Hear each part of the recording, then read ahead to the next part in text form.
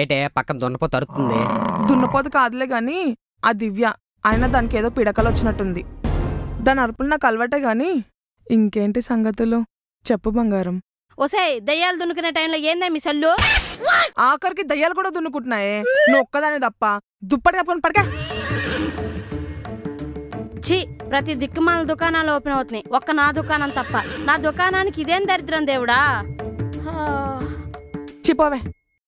నువ్వు చెప్పు బంగారం, ఇంకేంటి సంగతులు?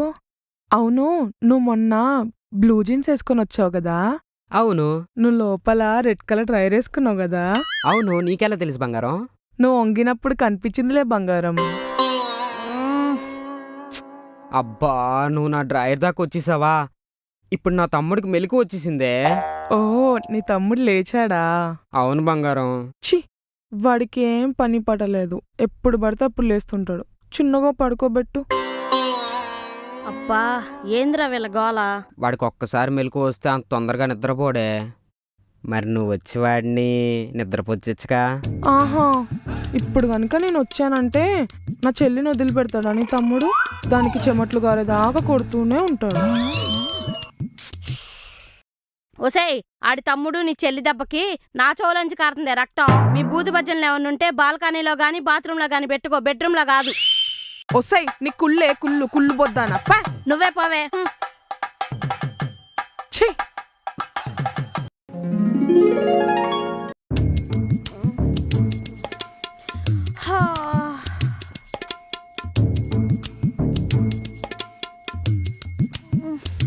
తమ్ముడు లేచాడా తరుణ్? ఒసేయ్, నిన్న కిరణు ఇవాళ తరుణు, ఎవడు పడితే ఆడి తమ్ముడితో తబలా ఆడుతున్నావు కదే. ఏపా, నువ్వే పా. నువ్వు చెప్పు తరుణ్, ఇంకేంటి సంగతులు? నా తబలాను కూడా ఎవరో ఒకరు వాయిస్తే బాగుండు. కొన్ని రోజులు తుప్పు పట్టేలా ఉంది. రాము గాడు అక్కడ సచ్చాడు. రాము, రాము,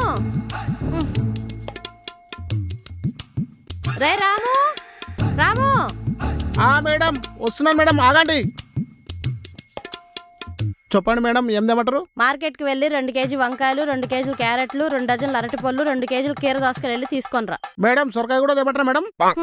సొరకాయ పట్టదులేరా. దేంట్లో మేడం? ఫ్రిడ్జ్ లోరా. ఓ, ఫ్రిడ్జ్ లోనా? సరే మేడం. ఇంత డబ్బులు వెళ్ళి తీసుకొనిరా. తెస్తా మేడం.